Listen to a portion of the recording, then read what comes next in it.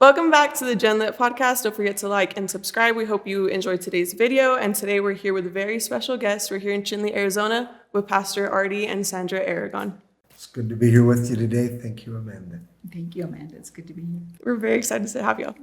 Okay, so let's get into it. I guess we can start with the basics. That way we could lay a foundation for this. We want to know a little bit about y'all, the early stages of your life. Where were y'all born and raised? I was born in Farmington, New Mexico, and I was raised there in Farmington, New Mexico, and moved to Gallup when I was 21, I think it was. Yeah, 21. I was also born and raised in Farmington, New Mexico. I went to Farmington High School, went on to work there, and that's where Sandra and I met. So, kind of trying to get a little bit more specific here. What kind of home were you all born in? Was it a rich home, an impoverished home, broken home, good home? Can you kind of give me a little bit of backstory there? I grew up in an all-American home, apple pie, Chevrolet, baseball. Family was together, father in the home. We celebrated all the major holidays as a family. Mm-hmm. So I could say we came from an established home. And my parents moved to Farmington during the oil boom in the 60s. And that's where most of my brothers and sisters were born and raised, in that atmosphere. Okay. And Sandra? My home was pretty much a broken home. My dad was an alcoholic. He was my stepdad, but he raised me from the time I was a baby. My mom worked, so we pretty much were by ourselves a lot. I have an older sister. She's 7 years older than me. And then I have a younger brother who's a year younger, and then another brother who's 4 years younger than me. So we pretty much, it was pretty violent home, alcohol. We didn't do very much as a family. Holidays were always really chaotic because of the alcohol. So I wouldn't say poverty, but both my parents worked, and they just worked to make ends meet. So. And as children, were you all introduced immediately to church, or were you? I was raised a Catholic. I went to Catholic school for 8 years. Yeah. Okay, you were raised in. Yeah, I was also raised a Catholic. We went to church every Sunday morning. So pretty faithful. Yeah, pretty faithful Catholics. Yeah. Wow. So how did you guys meet? Okay. So I'm just kind of moving a little quick, just because. So how is it that you all came to know each other? Did you guys meet in church? How did that happen? I was a car hop. I was 14 years old. I was a car hop at the Sonic. Once I graduated from the Catholic school, which is only to 8th grade, I had to go to a public school. And so I wore a uniform for 8 years. And so my mom she just told me, you're going to have to get a job because I can't afford to buy you clothes for the school year. So I got a job as a car hop, and that's where I met Artie. He would come around cruising his car around while I worked. So what was your first impression when you saw him? He was a flirt. Just a flirt.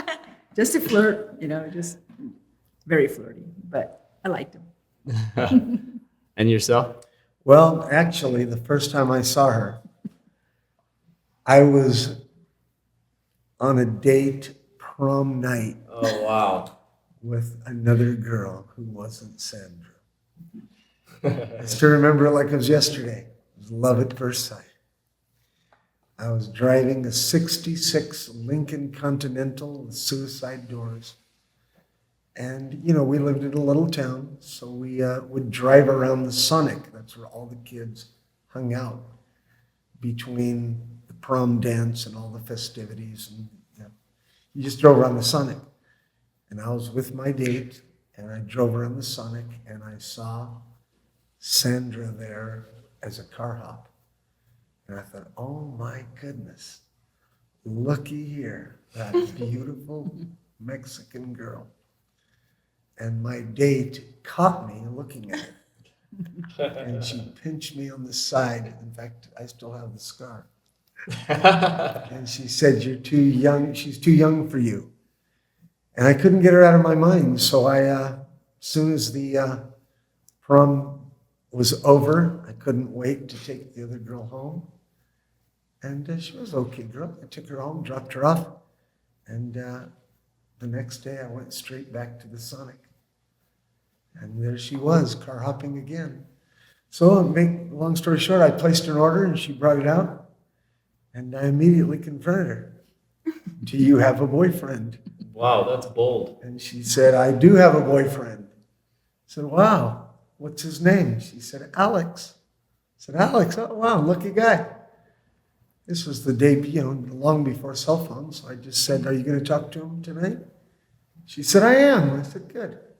Why don't you tell him that your prince has arrived and he's got to go? That's how we met. So did you tell him? Of course she told him. I won. I don't know. I did, though. God, this guy's really got a lot of nerve. But you did. I did. What an amazing story. So, what was life for you all before Christ, right? What can you tell us your conversion story, both of you, whoever wants to start? Well, so we got married. I got pregnant in high school. We got married, being from the old school of family, that's what you did. They don't care if you love each other or not. They don't care. I got pregnant. We got married. I was still in high school. I didn't want to quit high school, so I graduated when I was 6 months pregnant. And at that time, there was only one girl in the whole school besides me that was pregnant. It was just something that wasn't done. So you were pretty much marked. Wow. We got married, but coming from a very violent home, a lot of fighting. So I was filled with a lot of anger, a lot of resentment towards men in general because of what I saw in my mom and dad's marriage and also in my sister's marriage. Both men were abusive. And so I had a lot of anger built up. All I knew was fighting. So whenever I got mad, I threw punches. Oh, wow. I had two brothers. That's how we fought out all our disagreements. So when Artie married me, I always say I was the abuser because I was. He wasn't like that, but I was. And so it was very violent the first 2 years of our marriage before we got saved. And I didn't want to be married, but we had Erica. He just fought to try to make me happy, but he just couldn't. He just didn't know what to do. I was a mess inside. So we moved away from Farmington. We got away from family. We moved to Gallup, New Mexico in October. I think it was in October. And somebody preached the gospel to him, and he got saved within 2 weeks. I didn't, but he did. You didn't? No, I didn't. I got saved. How old were y'all at the time? I was probably 21. You were like 22. Mm-hmm. So we were very young, but already our marriage was really a mess. So it was bad. Very broken. And so you heard the gospel before she did, but what was going on in your life before you heard the gospel? Well, as Sandra just said, we really were best friends when we first met. And I used to tell her all the time, don't touch me, don't get near me, don't let me touch you. I really valued her. She was just, in my mind, she was perfect. And I thought, I don't want to hurt you, don't want to harm you. Don't trust me, don't kiss me, and I really wanted to preserve the relationship. Mm. But you're not a Christian, and I knew nothing about dating, really. And time alone became our death blow. The more time we spent alone, unsupervised, the natural tendency was to be attracted to each other and get involved physically. We didn't become immoral right away. Many months went by. And but once immorality started, it was like that was the predominant reason we even came together. And we grew to hate each other. Oh. And we became jealous, we became possessive, we became insecure. And then one day she tells me I'm pregnant. And what was interesting is her mother came to where I was working. And both of our families were, staunch Catholics. So her mom came to visit me at my job and said, she called me some pretty harsh Spanish names. And she said, "You're going to marry my daughter and give that baby a name." Personally, I wasn't offended by that. I always wanted to marry her, and I wanted a little girl. So I thought this is going to be a great thing. But, when you're 17 and 18, you don't know much about marriage and responsibility. So we ended up getting married in private, kind of a shameful ceremony. And we had our child. But building the relationship after that was just toxic. I drank, I smoked dope. I didn't want to be married. I hated being responsible.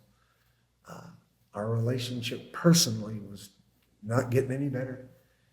And I decided to take a job out of town, specifically to get her and I away from our parents and their influence.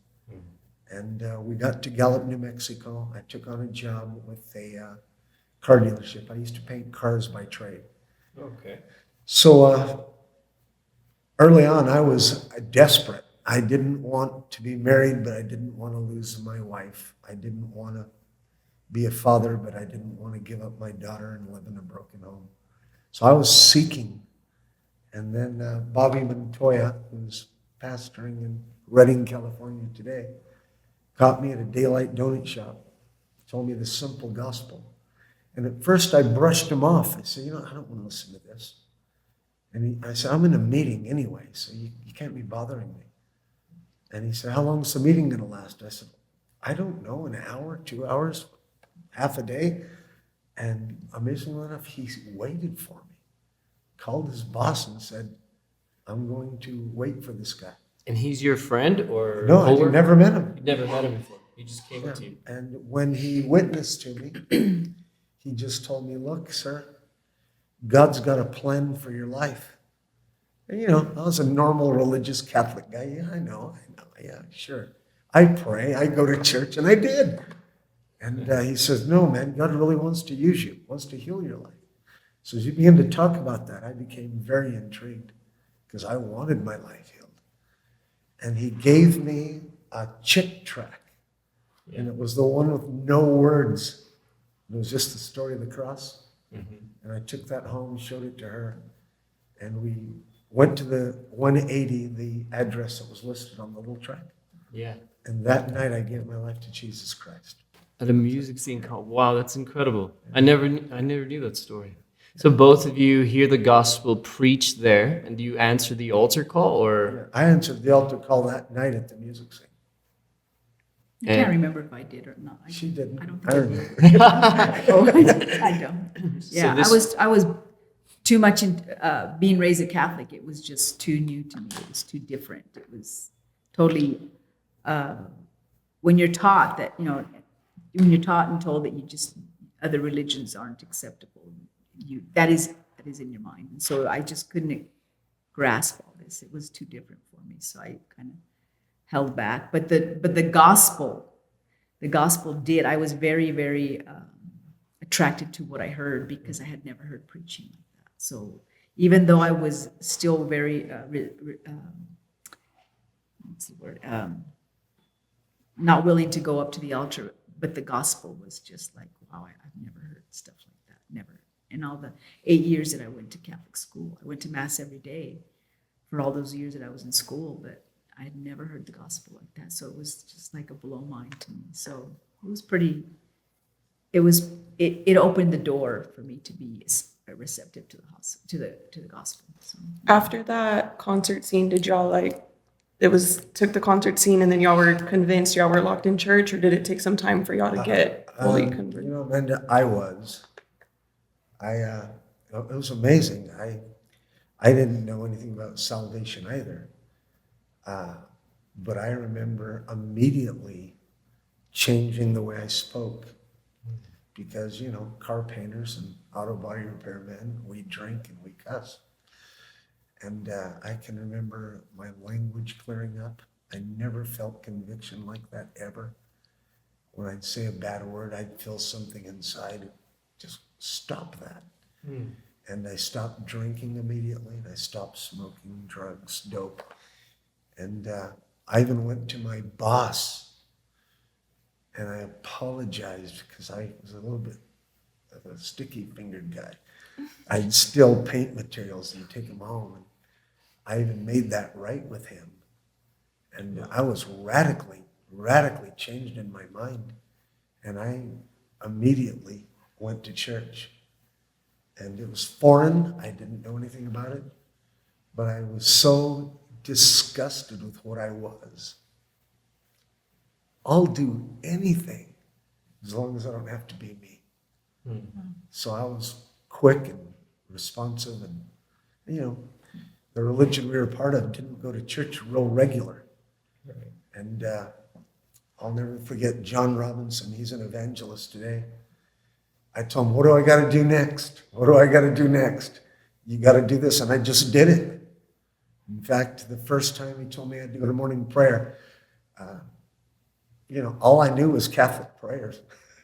Yeah. So I'd go to morning prayer and say the Hail Mary and Our Father. And really? Glory be. I didn't know what he was even talking about. But I was totally open to respond to whatever, at that time, John Robinson wanted me to do. Wow. So how long did it take you, Sandra, before you were going to church along with him, or it was just him by himself? Off and on, yeah. I would go with him. And Bobby, the guy that he prayed with, he really followed up on us. So he was always at our house and trying to get us to go to church, get committed. I didn't get saved till December. He got saved in October. I got saved in December. So it took a couple of months before I could really. I would say that I just was really open to being converted and saved. Other than that, I just went to church, listened to the preaching.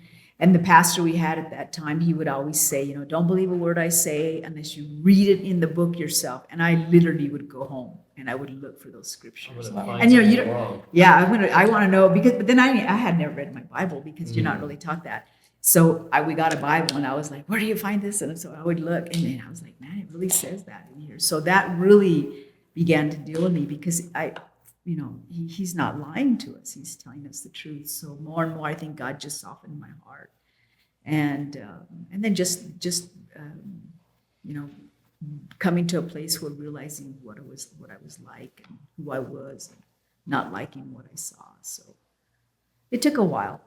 But when I got saved, I got converted, radically converted in one prayer. Wow. Radical. Mm-hmm.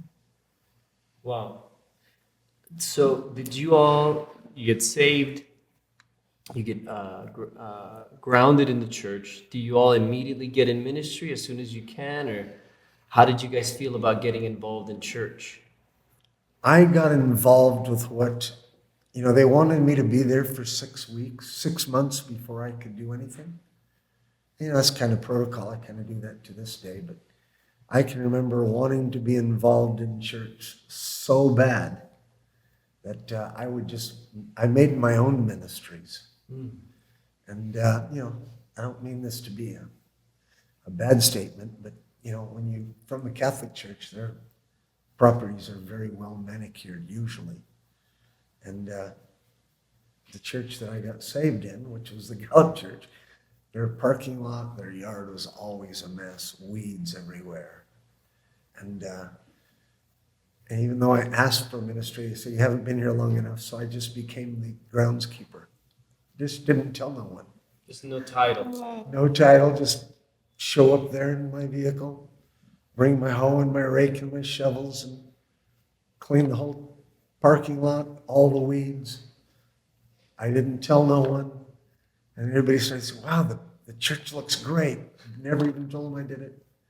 And at one point, I told the head usher, I said, look, man, I want to be involved. I want to help. Preacher says can't be done. I said, why don't you let me clean the church?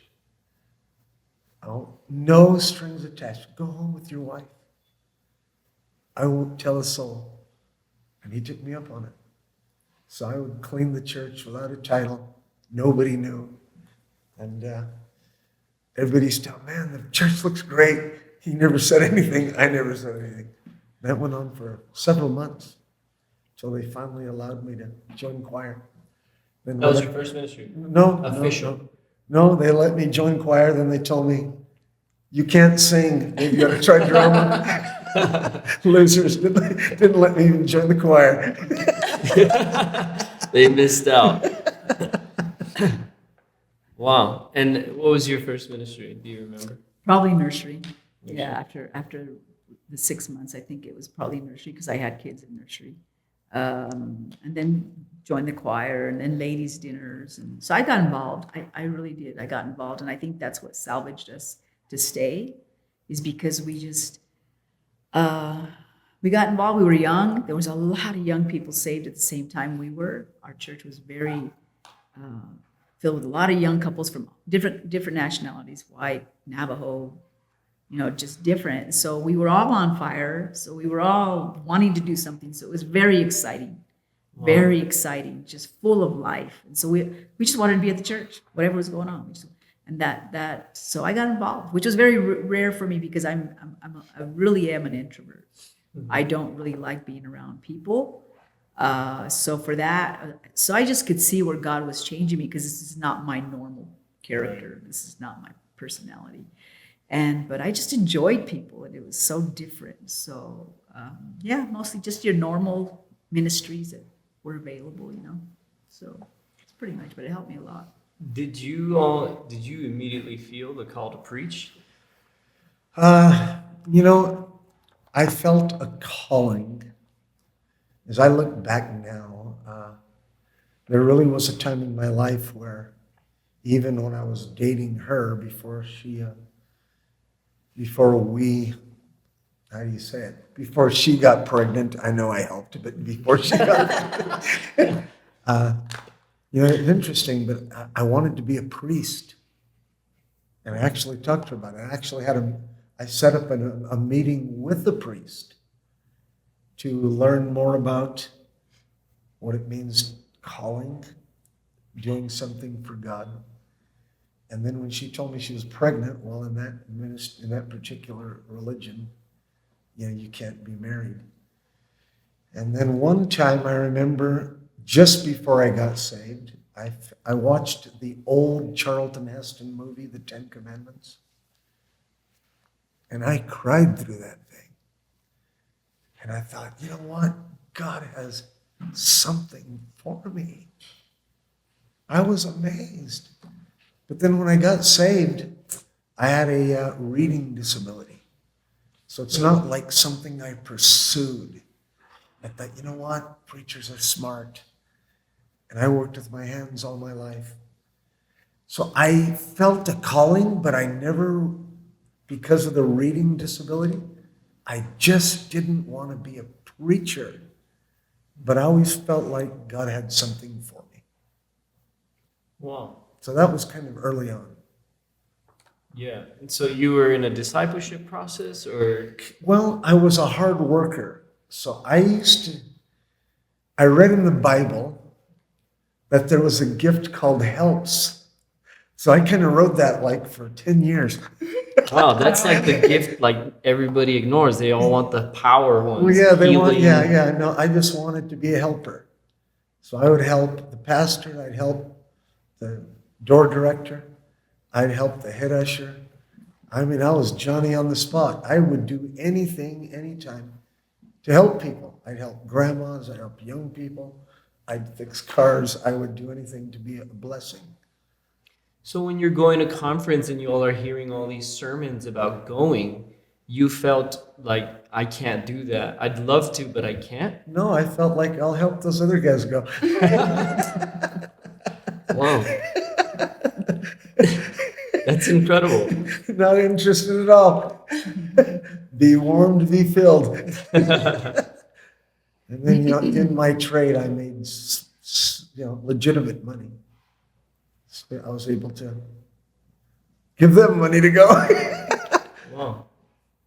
And Sandra, did you have a desire to be a pastor's wife, or is that something that later came for you? Not really. I just, because he was so busy with the ministries that he had, and then I had more kids after that, so they were little. I pretty much just stayed home, took care of the kids.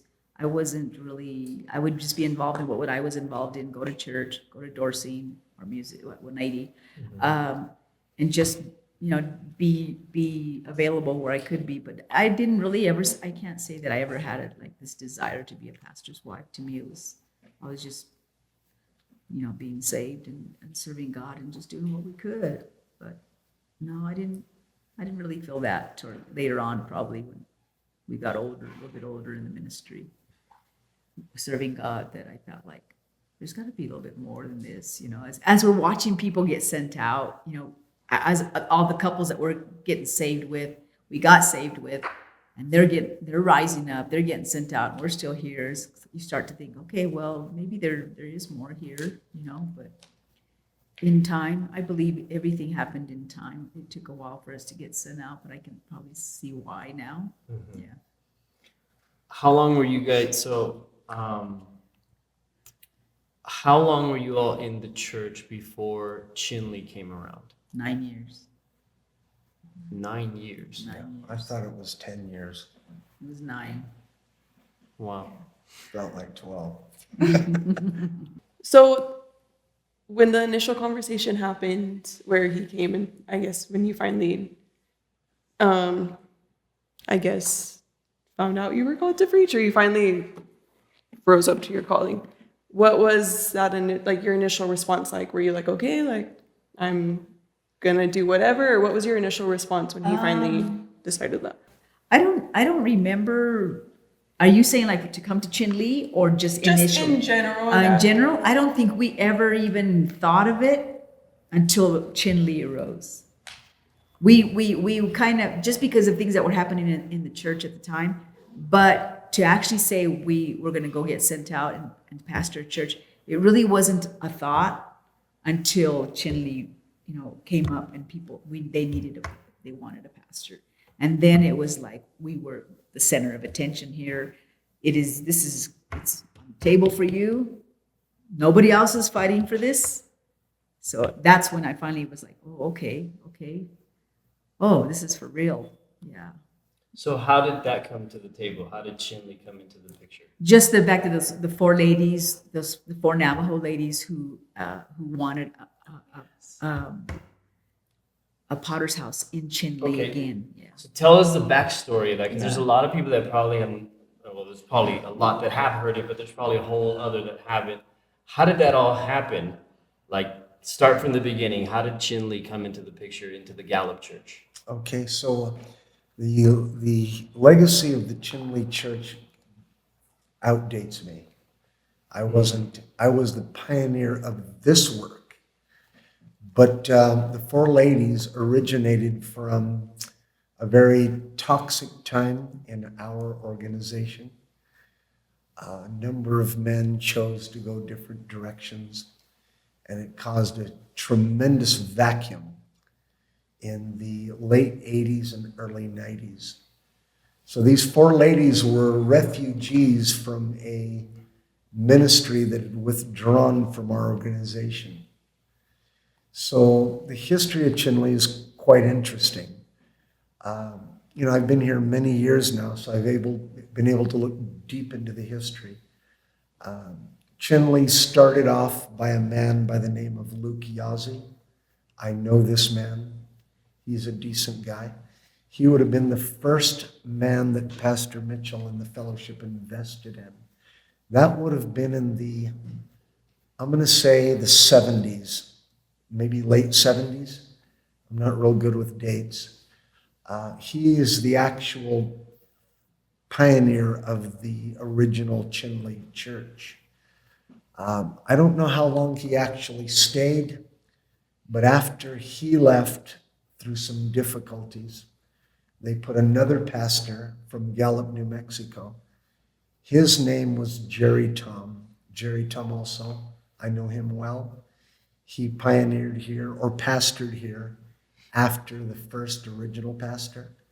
He was here for a season of time, probably late 70s, early 80s. And after Jerry Tom, one of the famous guys in our fellowship took over from Jerry Tom. and that would be the late Pastor Glenn Cluck. Glenn Cluck started, I'm going to say, mid-'80s, and I can remember being a new convert when he would come from Chinle to do a marriage banquet, preach for us in the Gallup Church. And, who didn't love Pastor Cluck? Right. He had a heart for natives, and I got real attracted to his type of ministry and his love for the natives. And he was in the Chinle area, I'm going to say, for 2 years, maybe 2 years and some change, or just shy of 2 years, but about 2 years, and had tremendous results there. And then after Pastor Cluck left, they turned it over to another guy who was name was Manny Vallejos.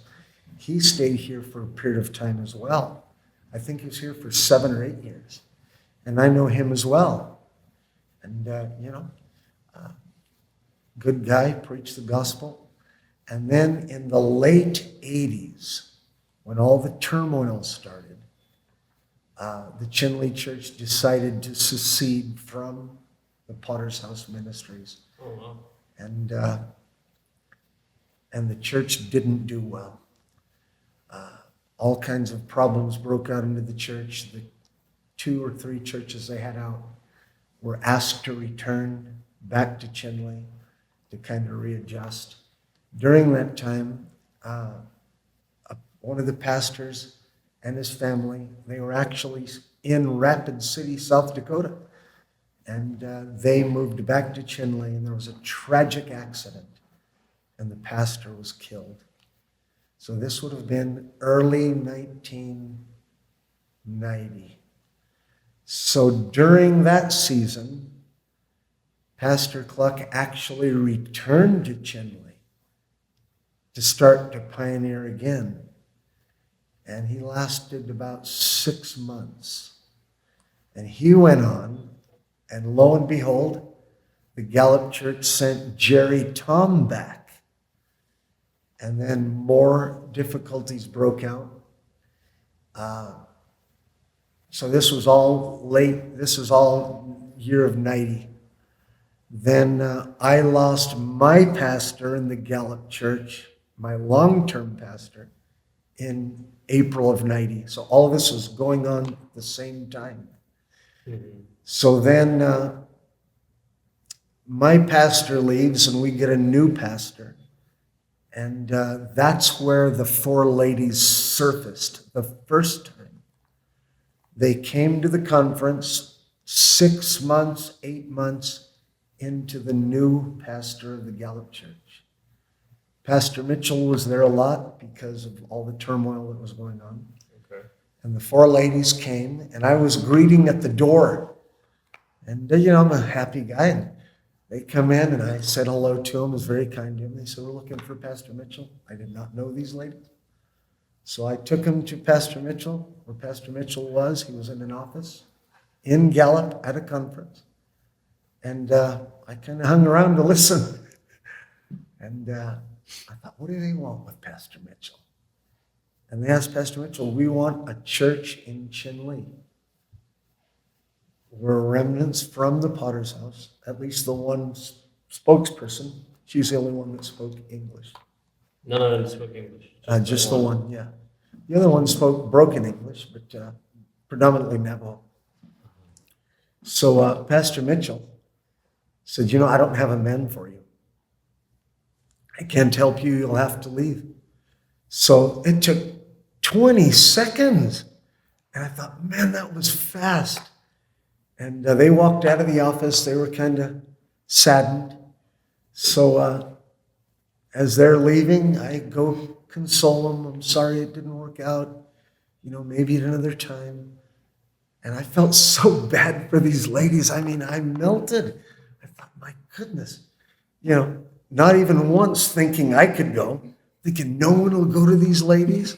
No one, a bunch of losers. So I took them to the gas station, and I filled up their car with gas. And I said, "You know what, I'm going to feed you so you can go back to Chinle." So big spender, I took them to Burger King. And just for the record, first restaurant that came to Chinle was Burger King. Wow. Easy. I should have did an Outback or something. Anyway, they left and I went back to the church. Still morning seminars going on, and I didn't see the ladies again. And then 6 months later, they show up at the conference again. It's back when we had 2 conferences a year. And I'm at the door again. And now I know them. Hey, how are you? Good to see you. They all gave me a hug. And I said, let me guess, you're here for Pastor Mitchell? He said, yeah. So they go to Pastor Mitchell. He's in the same office. And they said, hey, Pastor Mitchell, I know you don't have a man for us, but we have a man. And we just want you to send him. And Pastor Mitchell, and I wasn't eavesdropping or anything, but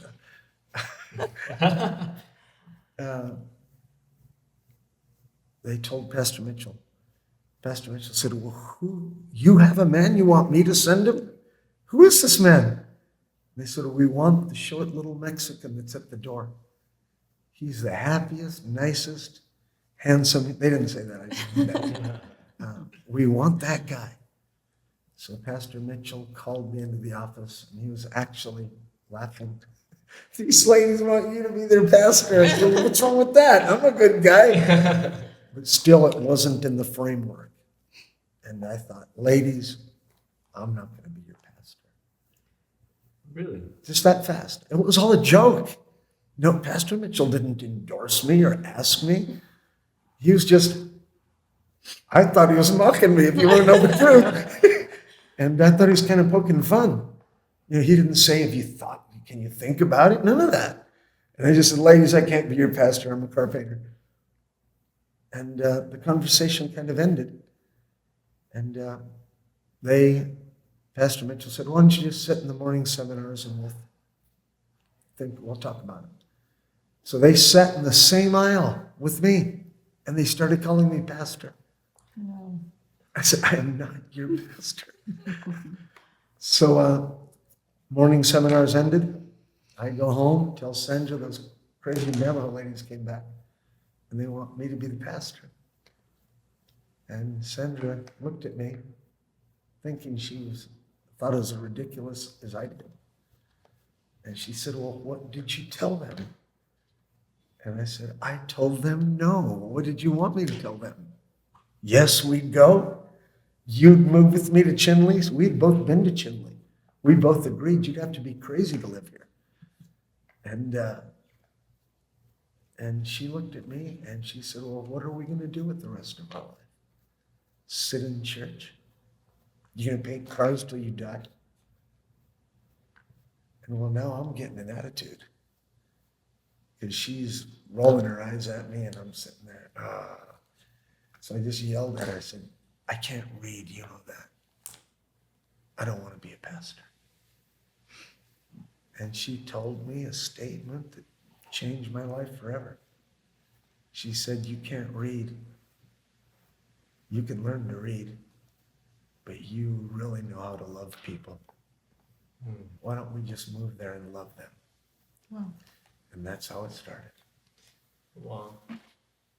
I'm almost speechless. So when that news gets to you, he comes home and he tells you that Amanda asked, like, did you have that desire? Did you think about it or something to that degree? In that moment, what made you challenge him if you weren't 100% sure you wanted that? Probably because a lot of the stuff that was going on at the time of all the changes.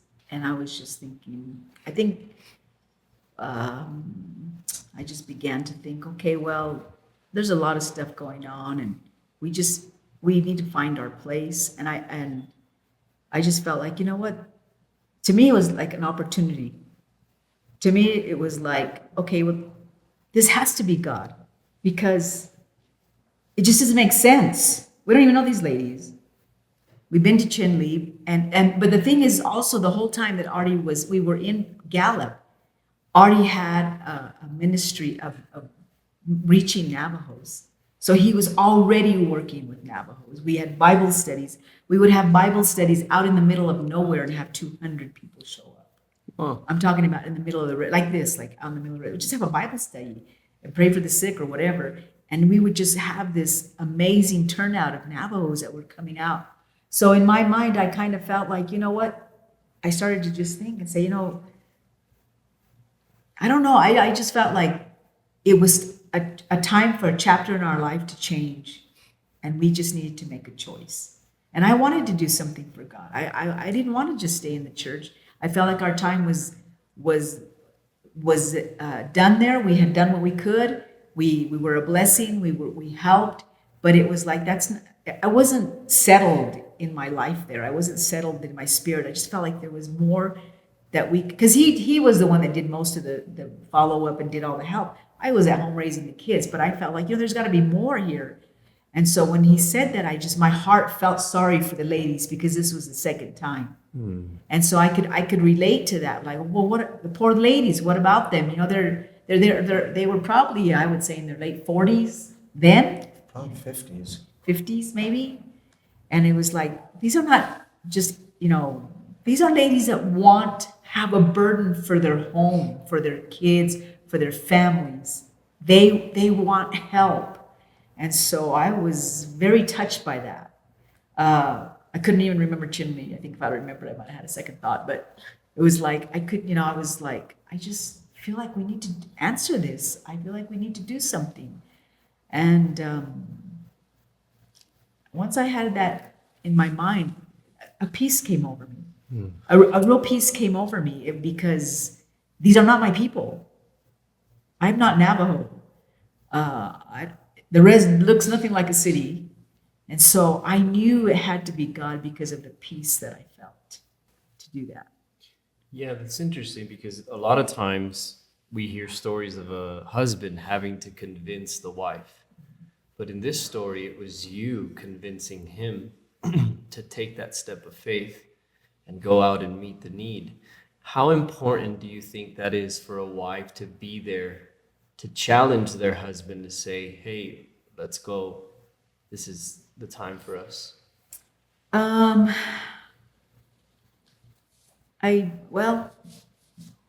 don't know. I think what brought me to that place is just my own personal relationship with God and my seeking God for myself, having that time of devotion, of prayer, and just really wanting to know him, because I grew up in a religion where you don't know him. And when I got saved, it's like, I began to just experience this God is real. He's a real entity. He's not just something it's mystical. Right. So as I began to work out my salvation, I began to just really hunger for things of God. And I think if you have that, you will have a peace when you make decisions to follow your husband. You won't have to be convinced of anything. I'm not saying you can't be fearful. I'm not saying you can't have your doubts. I'm just saying that the peace that came I could feel it. And so because of that, I was able to just pursue whatever he decided to do. And I've had that peace the whole time I've been in Chinle. Oh, I'm not saying I haven't had frustrations, but I'm so at peace here. And people ask me all the time, do you love Chinle? Do you like Chinle? No, it's as ugly as it was the day I moved here. It's ugly. I don't like the desert. I'm not an outdoors person. I don't hike. But I love my church and I love my home. And so I'm so at peace here. This is my home. Yeah. And so to have that makes all the difference in the world, to know that you're in the will of God. If you're in the will of God, you're going to be fine. Mm-hmm. And everything's going to work out. Have to find the will of God. Have to find that peace for yourself. Wow. And then you can do whatever God calls you to do. So yeah, I think that's it. I think you have to have that relationship with God. You have to have a relationship with God. You have to have that prayer time. You have to have that time of devotion so you can encounter that peace. Right. Yeah. So as we're talking about Chinle and transitioning into y'all's experience here, not everybody gets to experience Chinle like we have this week, and not everybody, I guess, knows what it's like here. So do y'all mind sharing how Chinle is different from what the rest of America might be used to? Just the culture here, the people, the language, just that way they know, and you can set the scene of what y'all were moving into. when we moved here, I remember when he brought me here the first time, when we decided to come, we started coming in 1991, around November. We started having services here, and we would have service on a Thursday. So we would drive every Thursday after the kids got out of school. We would come over here, and that we had the little house church, and we would be in here, and he would be praying, we would pray, and the kids would be doing their homework. And we would, after service, sometimes they would invite us to go eat at their house. But I remember one time we went to go eat at somebody's house. We got done eating. We were getting ready to leave. We got in our car, and we're all in our car. And then I turned to the side of my window, and there's this horse with a diaper in its mouth. And it shakes its mouth at me, and I'm like, I started crying. Oh my God, I'm moving here. And so it was so bizarre because that was everywhere. And it's just it's not even America, but it's just different because it's like a country, but it's very behind times. It's very broken. You don't ever escape the brokenness. You can be in a big city. You can escape it because you can go to the mall, you can go to different things, you can do entertainment.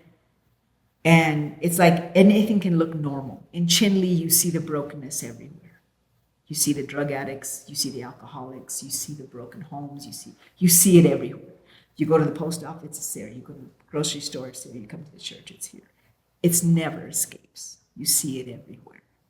And that's the difference. In a city, people can look like they're fine.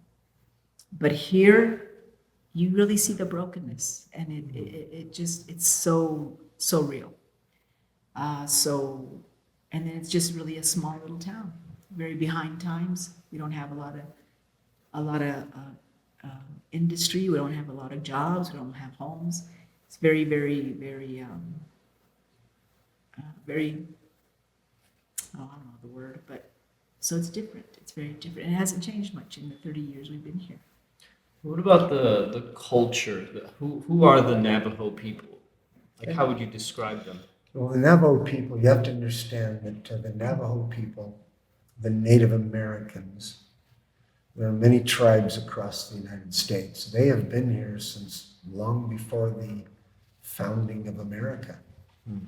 So when you deal with their culture is best defined as their way of life, their religious foundation, their ancestral belief system, government over their lives and homes. It's not even about it being right or wrong. It's just that's what it is. So the Navajo people are the largest organized Navajo tribe, Native American tribe in the United States. There's about 300,000 Navajos that are still recorded, that are full-bloods. But even the terrain will tell you they've been here forever and a day.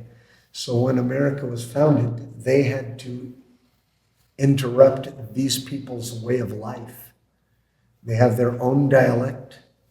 We are a nation within a nation. We have our own president, our own governing body of government, like congressmen, Navajo congressmen. We have our own police force.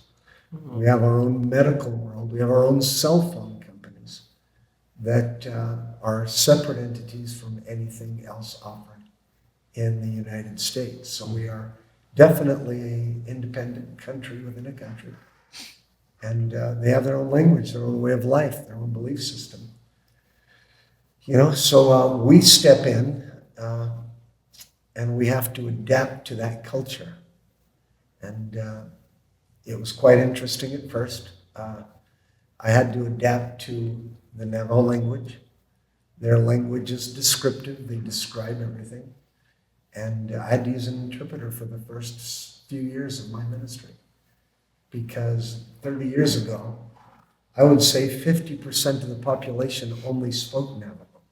It's much different today.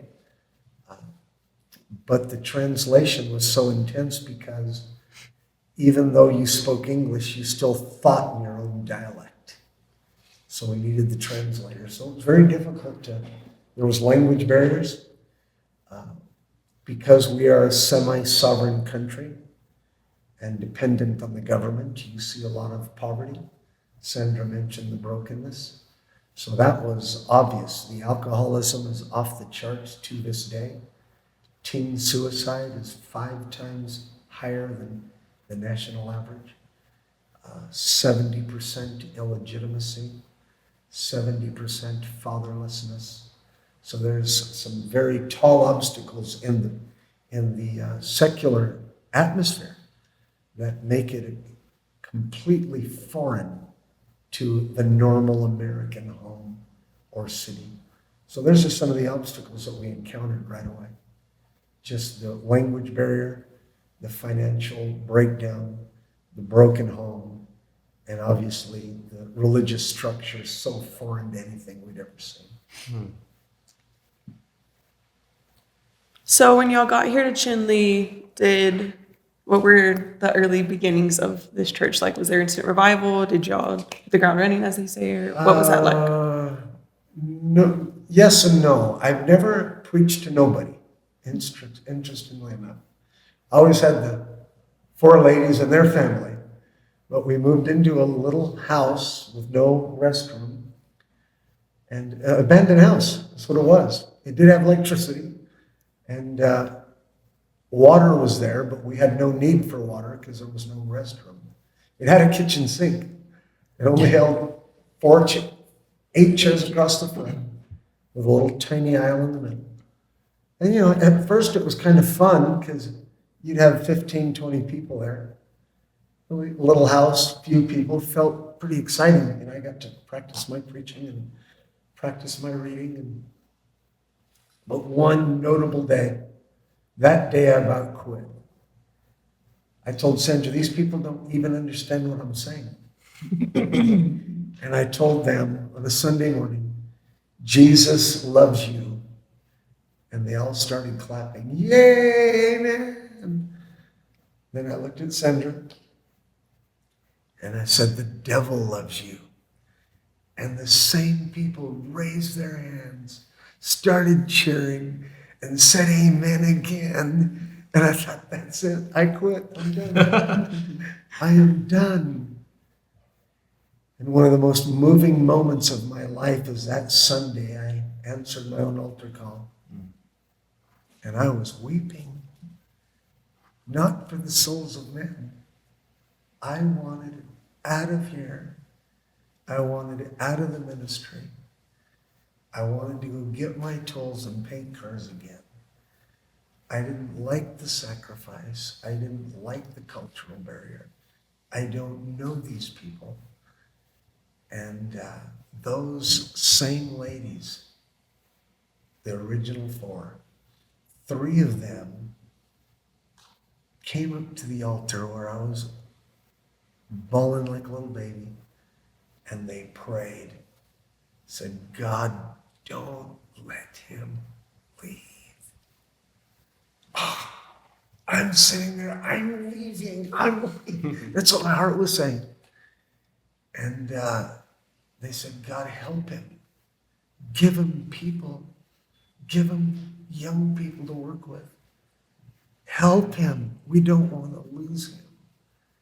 And I was broken that day. And it was shortly after that that we got an entire basketball team saved. So we had young people everywhere. We didn't salvage any of them, but they were sure fun while they were here. So that kind of got the ball rolling. So we always had a lot of commotion going on, even though truth is probably not many of them were saved, much less converted, but they were there. Yeah. Put them on the gold sheet. Yeah. I must say those were fun times. And then after that, we started seeing a breakthrough. Teenagers started changing. Normal families started coming. Because what happened is the second wave of kids after the basketball team, they started getting off of drugs and alcohol. And one of the things that we did in the early days is if you were going to be a Christian here, you had to go back to school. You couldn't be a dropout. Why'd you do that? because they had left school. They were 12, 15, quit school already. You want to be a Christian? Go back to school. Let's get your diploma. And lo and behold, and we even had grade check. It was amazing. Grade check. What do you mean? Every report card day, they'd have to bring the report cards to the pastor. Oh, wow. And you couldn't be in ministry if you had D's and F's. So we had this little slogan. A was for excellent. B was for okay. C was for can do better. I can't remember them all now. D was for dumb. And if you got an F, you were going to be forever dumb. Yeah. And that was kind of the joke. And that kind of went through like wildfire through the schools, and kids just started pouring in. What were you trying to accomplish as you were challenging them about doing good in school? Putting their life back together on a regular American, you're supposed to go to school, you're supposed to learn English, you're supposed to get good grades. Let's start right there. So, because they didn't have any, not many had structure of a home or a dad in their life. It was interesting because they were like a magnet to that. And the more I corrected them, the more they wanted to be corrected in their early days. So they had like no correction. No, just they could were, do whatever they yeah, wanted. they could quit school, they could go, they didn't have to go, and no one held them accountable. Wow. I wanted to ask something, kind of going back to where you talked about these four ladies praying for you, and just talking about how important it is for the church to pray for their pastor. Do you mark that as a moment where, had they not done that? Not only do I mark it as a moment, that was one of the altars in my life. You know, the interesting thing is, as I'm thinking about it now, when I finally came to myself and I looked up, because I was in a fetal position, and their hands were on my back. When I looked up, there was probably 15 Navajo people that were there. I heard God's voice say, "Behold, the church." And I realized that the church was them. And I realized that I'm here for them. Not the ones I hadn't reached, but for the ones who were right in front of me. And I heard God say, "Behold, the church, the body of Christ. These are the members." That was the turning point. That moment was an altar. And I can tell you, I can honestly tell you, if those ladies wouldn't have prayed for me, I probably wouldn't be here today. Because I was out the door. There would have been no reason to stay without that moment. Yeah. So you're at the moment trying to reach people. Was the gospel already here, or were you all trying to present something that hadn't been presented yet? Oh no, the reservation's been inundated with gospel, so they were very familiar with the gospel. They were just not. They were not really challenged to leave their old ways. So they were very open to the gospel, but I think we brought the challenge of you can't stay the same and you can't mix it with your religion. You have to come out from amongst them and be separate. And that was the challenge. That's when we begin to really see a lot of conflict, because some people were willing and some people weren't. Well, we've been doing this all our life. It's okay. Mm-hmm. So no, that's that. But then we would see the miracles, we would see the deliverances, we would see what they had never seen through their way they were serving God. So God was making his power manifest by the fact that they would take that step to change. And they were getting delivered, they were getting saved, they were getting converted, they were seeing God move in their lives. So it was a change for them. They began to see that we were just not a normal church. And they would say that. They would say, well, if you go to that church, they're serious. Oh, wow. Yeah. So we had a reputation. That church doesn't play games. That church is serious. And so that was good because they began to realize this is not a normal church. if you want to change, or if you want something to happen, if you want to get healed, go to that church, go to that church. So it's what we needed for ourselves too. We needed to see that God was really going to do something here, that our efforts were making impact. So yeah, but still a challenge. Yeah. So you felt like quitting that day. What were there other moments where you'd say, okay, these were moments that I wanted to quit? Yeah, there were several interesting barriers in this ministry. In 30 years' time, the average life expectancy of a pastor on an American scale, it varies in our fellowship a little bit, but it's a 4-year lifespan. The average American church changes pastors every 4 years. And in longevity, you have to grasp the cruel reality that you go through things happen. So I think the biggest obstacle in the early days was just breaking through the cultural barriers. I'm a man who really loves, they're very standoffish. And I didn't come here to die in the ministry. I didn't come here to do nothing. I didn't come here to not build a church. And my body's full of that, a passion to make a difference, to love people. And I really, really desperately needed a breakthrough. And I really struggled with that. It was so difficult because the investment that I made personally seemed to far outweigh the results. Yeah. I thought, dang, I'm pouring my life into this, and this isn't paying me back. And that was probably my first obstacle. My second obstacle, amazingly enough, was the complete, total healing of my marriage. You get married young, even after salvation, unless you make your marriage a priority. We have standards in our fellowship, but one of the standards you find in the Word of God is if you are not able to rule your own house well, if you can't build a marriage, you can't raise children, you're not fit for the kingdom. And that used to torment me because Sandra and I struggled in our marriage. And she talked earlier about my inability to make her happy. That took a long time. Even in the ministry, it was just a struggle. I never felt like I was enough. And I can remember one day just going to God and saying, you know what? You need to heal my marriage. I can't do this. And lo and behold, one day I came home. I thought there was going to be a knockdown and drag out. And we were already in the ministry, man. Don't get no more honest than that. Right. But she tells me, we ought to just get along and make up. Well, I was the lover. She was not. She was the fighter. I was the lover. And I'm looking at her like, what got into her? And I said, I want to make up. And she said, it's not like this deal. We're in it till one of us dies. And I knew that day that God touched our marriage.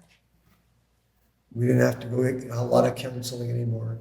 She became the woman God wanted her to be according to God's word. It's amazing when you read what God wants out of you. And if you'll just do that, you'll be the man you need to be for her.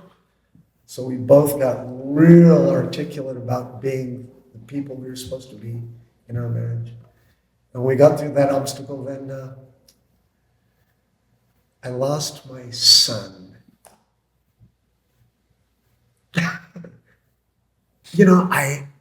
I didn't know how to process that. And, I'm a human. So the natural tendency is to get mad at God. You could have stopped this. What are you thinking? Haven't I given enough? So, oh man. And then you get angry. You can't quit. Everybody's watching. The whole fellowship's watching. And I thought, God, you are so unfair. I even told God one time in a fit of rage, you lost your only begotten son, but you got him back. If I'm reading correctly, it only took 3 days. And I realized that I have to stand up every service and tell people to trust the God I no longer trust. And the whole community felt it. That kid, we did his funeral, and 1,200 people showed up here. The president of the nation was doing a flyover, looked down, and his security was from this church. The security was crying, "That's our pastor's son." They did an emergency landing, the president came. And it was an overwhelming battle in our mind, in our lives. My kids are watching me. And then I got deathly ill with blood clots.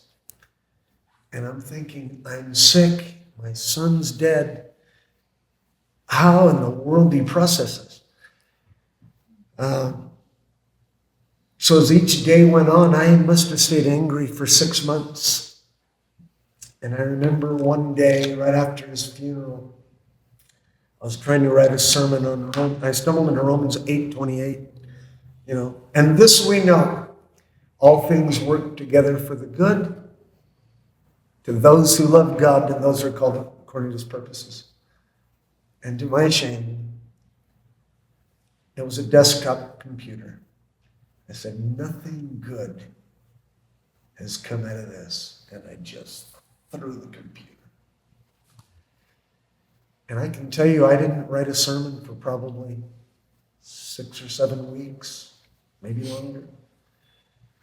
I just told Jason stories, and the people were patient with me. So there were a few things that I recognized that worked out because of the loss of the boy. The first thing I realized is life is so valuable. You don't know what's going to happen tomorrow. So if you're going to love somebody, you need to love them now. And I looked back at my life and I thought, you know what? I've neglected my wife. I've neglected all my kids in the pursuit of something good. And I wasn't a bad guy. But I went to my living girls and apologized. Said, I'll never neglect you again. Went to her. They all cried. Because in the goodness of their dad, in the pursuit of what was really the best, I don't think God wanted me to neglect them. And I realized that they're my first responsibility. So I was able to heal there. I said, wow, this is a good thing. I learned the value of life. I learned the value of the greatness of God. I'd already been a preacher, but I didn't really view God as this author and finisher of our faith and giver of life. And I realized that I have a certain amount of time. I don't know how much time that is, but I have to take advantage of the day. That was a good thing. And then I learned God's goodness. In spite of the pain of loss, right before my son died, he came into my office. I'm sick. My bad leg is elevated. He threw his mom out of the office. You need to go. I got to talk to him as a dad, as a man-to-man. Little punk kid. And he confessed all his sins, and I led him to Jesus. Wow. And it was an amazing moment. He loved me. And he only lasted a week. But the interesting thing is God saved him to the uttermost. He died. His last altar call was Friday night at Prescott Conference, on a Chinle conference. Then the other thing I learned is the reality of heaven. And this took 6 months, but after 6 months of anger and bitterness, overwhelmed with the joy that my son's in heaven, man. And I don't know how I'm going to get the rest of my kids there. I don't want it to be a car accident, but isn't that the goal? So the death of the son radically changed me. One of my worldly friends came up to me. He says, well, what do you think about your God now and all your church business and all your religious mindset? God took your son. He was mocking me. And I said, you know what? If it wouldn't have been for Jesus, I wouldn't have been married long enough to have a son to lose. And I remember quoting the words of David, King David. I can't go to him. He can't come to me, but I can go to him. And I got this revelation of heaven. I thought, my goodness, I'm really going to see him again. And I have a son in heaven. And man, my heart began to heal.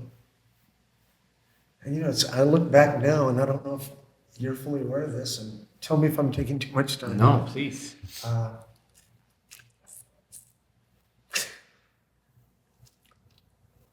I've done 500 plus funerals in this ministry. I've buried scores of teenagers, some to suicidal hanging. And I don't think this is the prerequisite of the ministry, by no means. But I think where I am at geographically, it's almost like God said,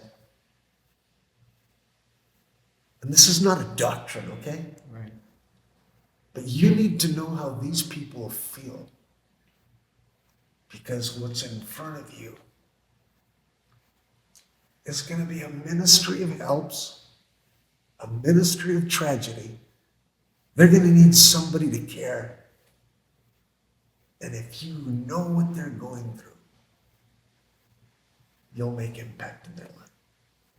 That was me. And I look back now and I'll tell you, I'm very, very tender-hearted. If you've lost a child and you need help, I'm going to help you. And sad to say, not all those parents had the joy of knowing where their child went. But it's almost like you got to know what these people are going through. And it has started to this day a ministry that's, we've done, I'd have to double check. We're probably at funeral 65 for this year, since January 1 to now. Last year we did 94 funerals. And I will say, that is probably my personally most effective outreach. I need a sound man. And I'm going to tell you something. I look at my funerals as I speak.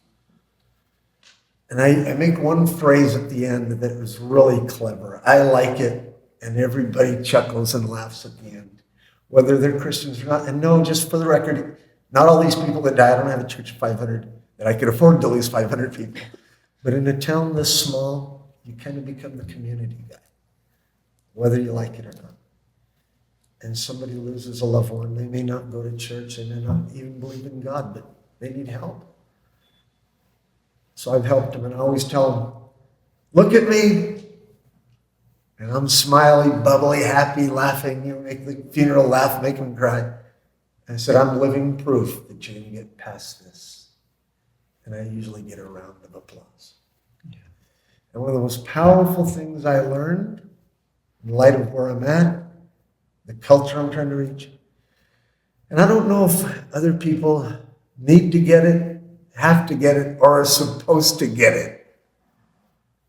But I've learned that we can be of a different color of skin, different color, different language, different race, different geographic location, different belief system. We can even be atheists. But there's one thing that ties us all together, is we all cry identically the same. And boy, the tears. So that was probably the greatest challenge I had in my ministry, other than staying here for 30 years. So I'll let her talk. Just to follow up on that, what kept you going? I mean, you're in the midst of all that struggle. What kept you going? Well, the same thing, the anger. When you lose a child, you just get angry. You get angry at God. The ifs, the regrets. And then you have 3 living children. You have to go on. I can't, as I go back and try to remember, it was a really hard time for me because it's kind of like I couldn't accept the fact that I was just not ever going to see him on this earth again. It's like, I know he's in heaven, but he's not here. I'm not in heaven. He's in heaven, but I'm not in heaven, so it's real hard. I remember I just buried myself in the Word of God, and I would read it, and I would get angry, and then I would repent and say, God, I'm so angry at you. But I know that you're going to have to heal my heart. I can't do this without you. And I would just say, but I'm so angry because you could have stopped this. And I don't understand why it happened. He was only 18. And then I would come here and I would just cry and I would pray and read my Bible for like hours. I would lock myself in here and I would pray and then I'd just say, God, you just got to help me. And one day, and then I felt guilty because I felt like that. I felt guilty because I was talking to God like that. And then it was like one day God said, you know what? It doesn't bother me. It doesn't bother me that you're angry with me. It's okay. It's okay to be angry with me. It's not going to change how I love you. And it's not going to change that I'm going to help you. And it's not going to change that I'm going to help you pull through this. And it was like a turning point, and all of a sudden I saw God as like a father. He just sees that we hurt. He sees that sometimes we get crazy in our thoughts. We say stupid things. And it's like the love of a parent. I don't care. I love you, and I will always love you. As long as you just come to me, I'm going to carry you. And, eventually one day I woke up. And that pain in my chest was gone. And I woke up and I was like, wow, something's different. And it was still hard. You're still grieving. But I was able to get myself together and function and begin to just live and not dwell on the fact that he was gone. That was the hardest thing, that he was gone. He wasn't no longer, because he lived with us still. And his room was empty, his stuff was still there. And so that was the hard part. But then it just, little by little, God just began to heal. But just to find out that God wasn't bothered by all that was the biggest turning point for me. Was like, I don't care. Say whatever you want. It's okay. Because I love you and I'm going to help you. And he did. And today I can truly say my heart is healed. If I had a chance to have him back, I would not. You would not? No. Why? I don't have to worry about him no more. I don't have to pray for him. I still have 3 daughters. Anything could happen. I pray for them all the time. I pray for my grandkids. This world's crazy. He's done. He's finished his course for whatever short time it was. I would not take it. I would say, you know what? You stay where you're at. That's where our goal is anyway. But I will say that sometimes you can get crazy. I remember I was telling Nora this. I said, I remember one time I was at a hotel. I was just having a hard time missing him so bad. And I was trying to watch TV to just keep my mind off of it. And this show comes on of a medium, okay, talking to the dead, you talk to the dead. And so I'm watching this, and he's saying, yeah, this lady saying, yeah, we lost him. They're talking about a relative. We lost him, and we just want to know if he's okay. And I thought, gee, in my mind, I thought, I wonder if it's possible. I wonder if it's possible. Could I call this guy? And then it's like God said, Sandra, stop it. Get a grip. It's like you cannot talk to the dead. Get it out of your mind. And it was like, okay, just all of a sudden I came back to my senses. I thought, what am I thinking? Change that stupid channel. But sometimes you just think crazy. But you know what? God is so good because He's still there. And no one heals like Jesus does. Nothing can heal like that. He just heals. When He heals, it's a supernatural healing where your heart is healed. I am healed. I don't dwell on it. Do I still cry? Usually birthdays and then the death. Usually that's it. Every once in a while, but it's been 23 years. But I never forget him. I have a son. But I am not living in that moment no more. It is gone.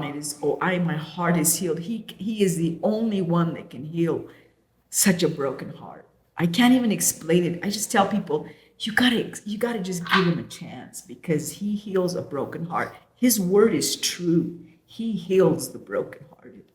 And so I have experienced that. And I only made it through just because I buried myself. And there's a scripture that I read, and I can't remember exactly where that, but I think it's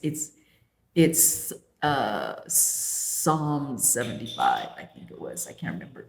But it says, you who have shown me great trials will revive me again. And He did. He revived me. And I am alive today with joy in my heart, and I am happy. And this joy is a supernatural joy. It is nothing the world can give you. And it is a healing that only God can heal. And the broken heart is healed. Yeah. It's very healed.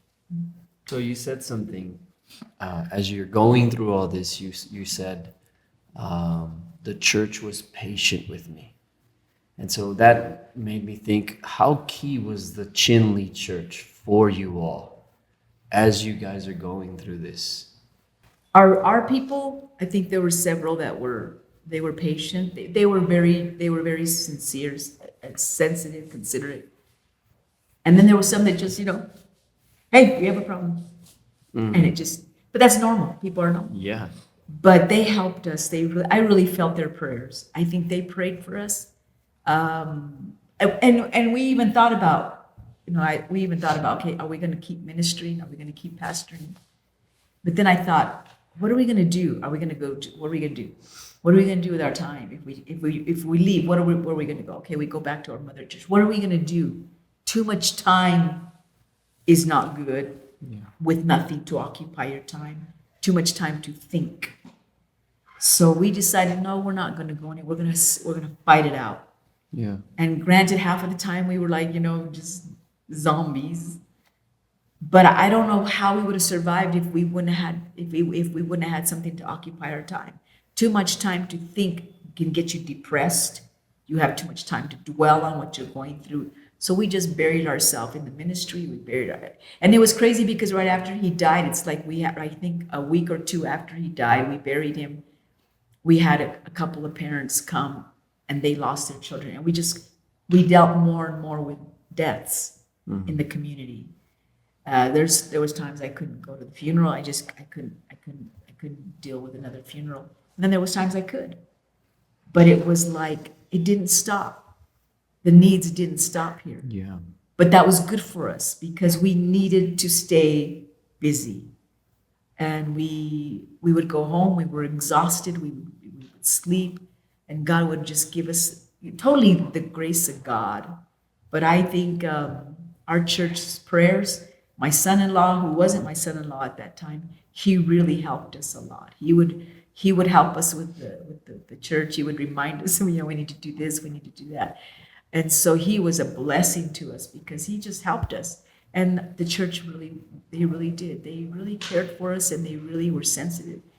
But there was some that were just like, I don't know, but the people are people. But no, I really believe their prayers carried us. And I believe they loved us. They don't want to lose us. Yeah. Yeah, they didn't want to lose us. And it was very probable, it was, but they were amazing. They were amazing.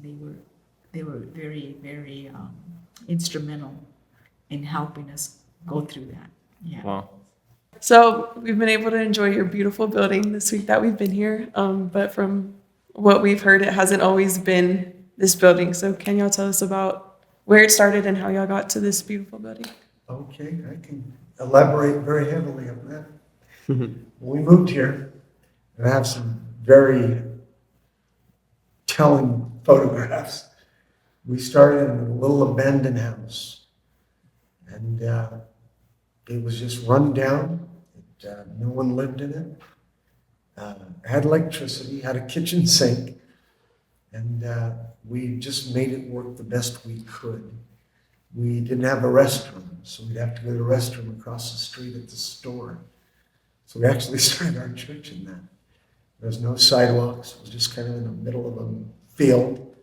We used to call it Noah's Ark when it rained because you couldn't get to the building because of the mud. And it was just a train wreck. And I used to tell God all the time, this place is so ugly. It's not fit for a bathroom. And if you ever helped me, I would turn this church into a bathroom. That was kind of my own private little joke. And even my son, before he left us, he used to complain, Dad, does God come to an ugly church? And I said, well, we're going to see soon enough. And so that was very small beginnings, very humbling. And as we worked through the ministry, began to preach the gospel, I challenged the church to build the room that we are presently in now. So we are technically in the second building. And we grew to 100 people in this little room. And we used to have to sit all the way down that hallway. The entrance was back there. And there'd be people all the way down the hallway to the back, to the front doors. And then I challenged the church to add another section, and we did that. We did that in the depth of winter. And we grew to about 200 at that point. But then we got a wicked assault of financial reversals, immorality. And as you deal with the truth of God's word, we lost 100 people. So now we got a bigger building and less people. But as we continue to be faithful, God began to add. We've always had a powerful group of teenagers, always. God began to add young folks. And then Pastor Roman came and took another offering for us to expand the third project again. And we expanded that another 30 feet. And the church began to grow and develop. And I always knew that we needed to have a beautiful church because the surroundings aren't so beautiful. And I used to get frustrated. You go drink a cup of coffee at Starbucks, everything's in order, and they sell coffee. For goodness sakes. I thought, you know what? The church has got to be this nice. So then we recently added another 1,700 square feet. And we got beautiful glass doors, matching tile, beautiful sanctuary. And God has really, really helped us. And if you go to the bathroom here, you are in the first original church. Wow. I never tore it down. In fact, when some of my friends come, they see an architectural error. They see this beautiful building and what appears to be a house right in the middle of the back side of the church. They say, man, that is terrible. That looks like a house. Amazingly enough, in a weak moment, I promised the grandmother, one of the four, I promised her I'd never tear down her house. So I have not. It is the modern day bathrooms. And I just want to say this is the humble beginnings.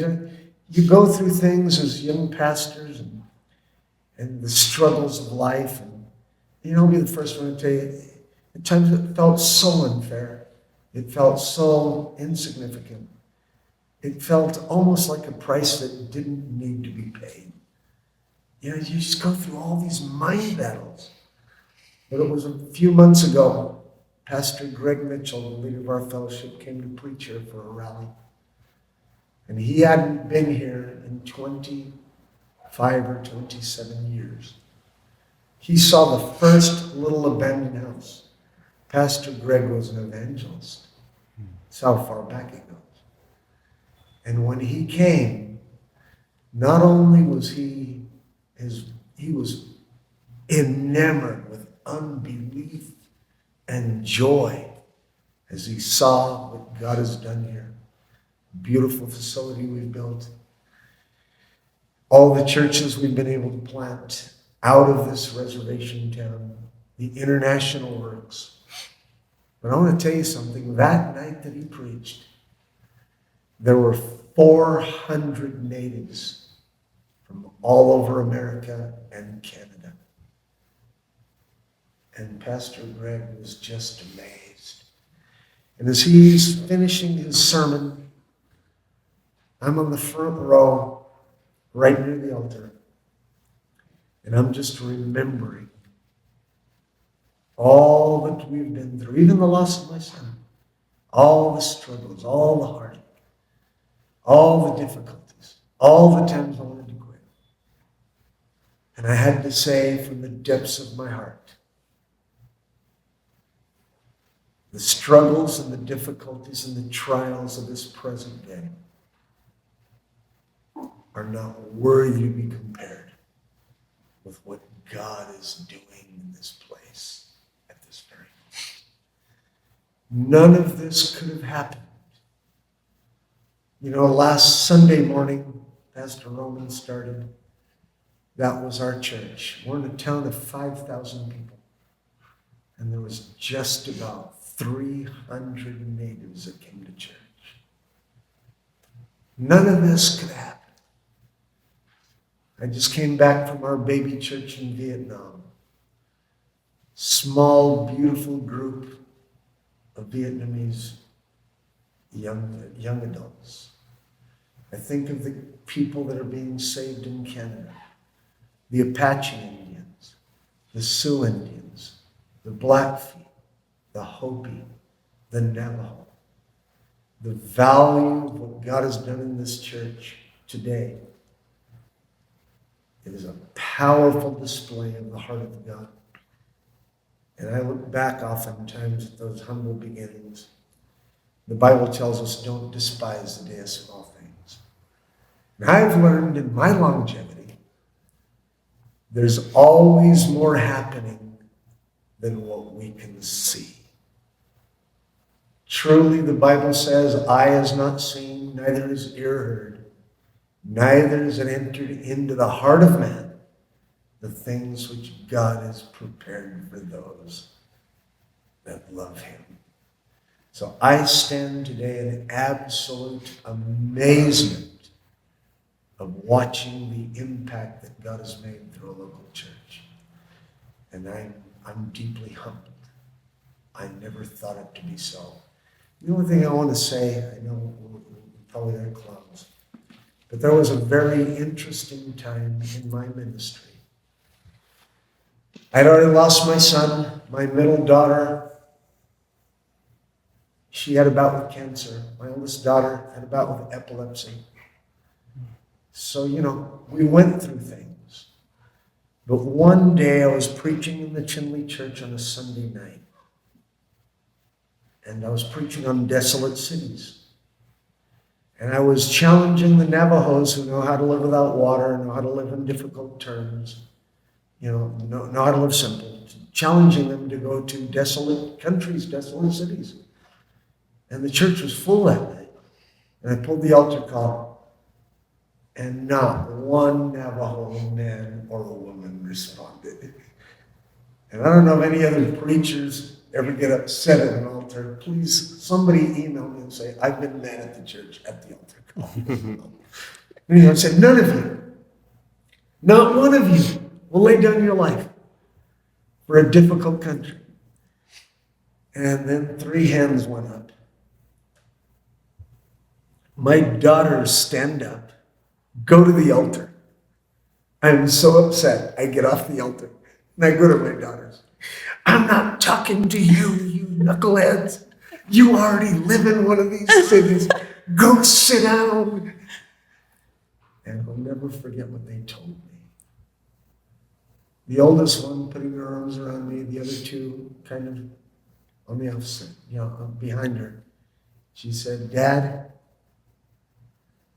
if your God will help us the way we've seen him help you, we'll go anywhere in the world.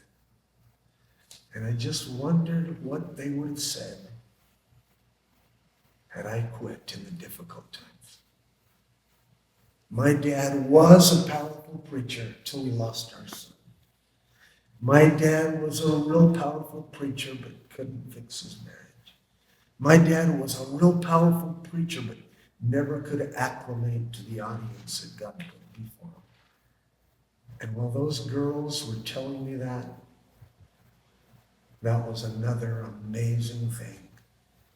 Look what God's did in them through the blessing of trial. And they wrote me a book, a memory book, that just takes my breath away every time I read it. Not all wealth is money and worldly things. Our Father has left us a golden path that if we follow, it will all lead us to heaven. And I'm just amazed at what God has done in them. And the only thing I want to say, and I'll give it over to Sandra, is my daughters, all 3 of them, married preachers. 2 of them married Navajo preachers. I told them, I'll send you anywhere in the world you want to go. And they wanted to go to another tribe. So both of my daughters are pastoring different Native Americans in the Dakotas. And my middle daughter, she broke rank. She married a real nice boy. His name is Jason Sanchez. And they pastor in San Francisco, of all places in the world. So it was birthed in the trials of humble beginnings and watching God move through good and bad, that it forged in them the next generation. Not only my children, but their children. This unbelievable faith that God is able to take us through all difficulties of life. And there they are today, from humble beginnings to an amazing supernatural work of God that has now reached into other nations of the world and tribes in the United States. Was the first church you launched in the Navajo Nation, or your Yes. first church? Okay. We launched our first church in Cayenne, Arizona. And then we launched into the capital of the Navajo Nation. And we had several domestic works in the Navajo Nation. And then we decided the need became very evident. Other tribes were calling us. They were saying, you're getting kids off drugs. You're putting marriages back together. You're getting alcohol conquered. Kids are going back to school. How can you do that in our reservation? So that was cool. So we started asking couples to go to other tribes. And that was really amazing. And we did that up to about 9 or 10 churches. And these were all on Native American soil, every one of them. Whether it be the Sioux, the Blackfeet, the Apaches, or the Navajo people. And then one day, Pastor Greg, Pastor Heimberg, and Pastor Mitchell caught me at a Bible conference. And they told one of the Navajo boys, go get your pastor, tell him we need to see him in the office. Well, you don't tell a young Navajo boy that the leaders of your fellowship want your pastor in the back office. They came and got me and said, what did you do? Are you in trouble? The big 3 want you in the back. Big 3. The big 3. So I go back there and Pastor Mitchell says, hey, Artie, you have a great ministry, but we have one thing that I think is wrong with your ministry. And I was all happy. I thought, only one? He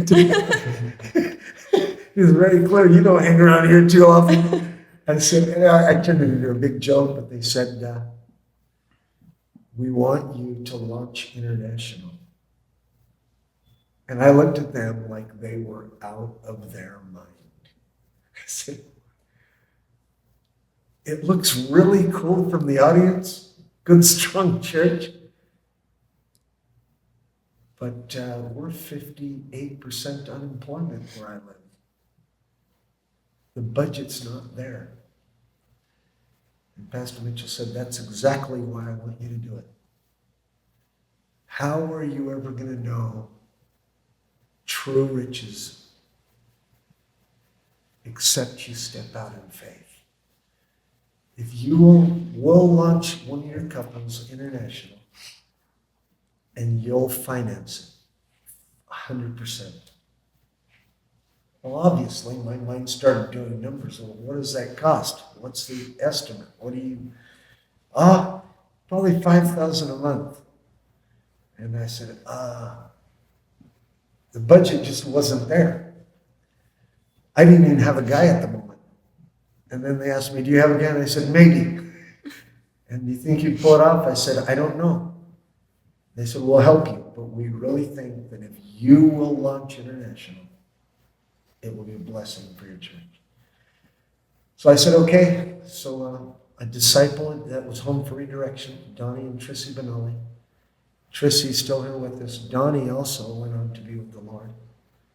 But before he passed of COVID, I had even asked him before I went to the conference, you want to do something else? He said, no. I want to stay home. He had a really good job. We're fine. And then he calls me on Wednesday. He says, hey, you know what, Pastor? I want to revisit the conversation. I would go international. And I said, well, it's Wednesday, dude. It's too late. So then I go tell Pastor Mitchell I have a couple. And he says, where do you want to send them? I said, I don't know. It was your idea. Where do you want to send them? He said, let's send them to Shanghai, China. I don't even know where Shanghai, China is on the map. And I said, are you sure it's only going to cost $5,000 a month? Give or take. Okay. So Donnie and his wife sang in the choir. So I never even called them back. They showed up Thursday for the choir. They're singing at 7:15, 7:20. Then the video, then the sermon. So finally, about an hour before the announcement, I pull him out of the church and said, oh, by the way, you're being announced tonight. He said, where? I said, I don't know. And nobody knew, just me and him, not even his wife, not even her. And that night, we launched Donnie and Trissy in Shanghai, China. So I had about 6 weeks to kind of prepare. And I will say that in light of anyone challenged with world evangelism, I want to tell you something. You will never know the power of Jehovah Jireh until you see God meet a need. Said that. To launch international at a Chinle in the physical world does not exist. It's just not there. But the first budget came in, if I have the numbers right, like 6,500. I thought, man, I'm not the best, sharpest tool in the shed. I don't like read the best ever, even though I've learned to read. But I know the difference between 5,000 and 6,500. Yeah. But God supernaturally met the need. And we have supported all of our international works 100% out of Chinle, Arizona, because we have met Jehovah Jireh. And it comes from, there might not be an overabundance. We are by no means a wealthy church. But there's a dignity that can only be had when you stand in the gap and believe God. So what did that do to our church? They didn't have any file of international evangelism. They just didn't.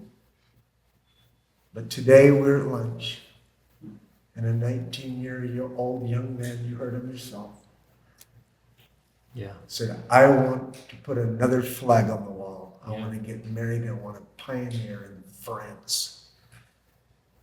That's what it did to the church. It opened the eyes of opportunity to regions far beyond.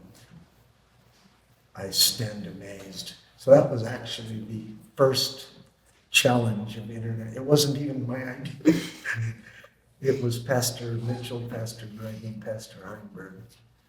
And I guess they knew, I wasn't sharp enough to know that. And that's probably why they challenged. But as we sit here in Chinle, Arizona, the whole nation got behind us when the president came, responded in an altar call in a Wednesday night service. And he told me in great excitement, there's never been a Navajo missionary ever in the history of the nation. This is the first. He did all his homework. He said, the Navajo Nation is the 10th smallest organized country in the world. And Shanghai, China is the 3rd largest economy in the world. I am proud to know that we as a nation are impacting one of the largest populated areas of the world. And I'll never forget the words he said. I always wondered what went on in this building. So there you go. That's kind of how it started. And if the Lord tarries, we'll launch more Navajo couples Amen. to the international field. That's amazing. So we've heard a lot about y'all's ministry and y'all's life, y'all's family. Looking back on everything that we just spoke about, what would y'all say individually? What are y'all most thankful for in your journey this far? And I would say your journey in Christ and the ministry. What would be something you would pinpoint specifically that you would say you're most thankful for? I am so thankful for the grace and the mercy of a living God. Hands down. Truth is, I brought nothing to the table. That is the truth. No talent, no education, completely broken life. But as I look back now, God's patience, God's compassion, His healing power. I got a wonderful wife, beautiful daughters, overwhelmingly adorable grandkids. And when I lift up my hands to worship God, His promise was to Jacob, in you, Jacob, and in your seed, all the families on the earth will be blessed. I'm so thankful for the truth of God's grace and mercy, in spite of my humanity. So I look today, God touched me, He touched my children, He's touched my children's children, to which I am deeply indebted. A guy like me won't go back. I'm so thankful for that. And Sandra, would you have the same answer? Or Yeah, I would say the same thing, that I'm just thankful for his grace, his ability to change. A messed up girl, filled with anger, rejection, and that he could take somebody like me and just use my life. I'm a nobody, but I've seen the world. I've made impact in people's lives. And I think the biggest thing is just the truth, to know the truth, to know that God is real, and to know that with the loss of my son, that I will see him again. To know, I mean, to that has brought such joy and peace to my heart because I never knew that kind of truth. I wasn't taught that truth, but to know the truth of God, like Artie said, to know that this God is so real and that you can know him personally and that he can be involved in every part of his life. You know, somebody once asked me about my Mexican culture. And I said, you know, I don't know. I just know that when I gave my life to Jesus, that's my culture. Do I still eat Mexican food? Yes, I love it. I said, but my culture is now a Christian culture. My whole life revolves around what that word says. And if anything in my other part of my life contradicts that, I do away with that. I am a Christian first, and I'm a Mexican second. That is my life. And so I just thank God for his grace, his saving power, that he changed me. He took away the resentment, the bitterness, and that he gave me a hope that I'm going to see my son again, that eternity is real, and that we can make heaven a home, our home. We don't have to think about it. We don't have to wonder about it. He has come and died for us, and he rose again so that we could have eternal life. I have never known that. Eternal life was never ingrained in us. It was never taught to us. But to know that we really are going to have eternal life after this life, it is amazing to me that God is so real.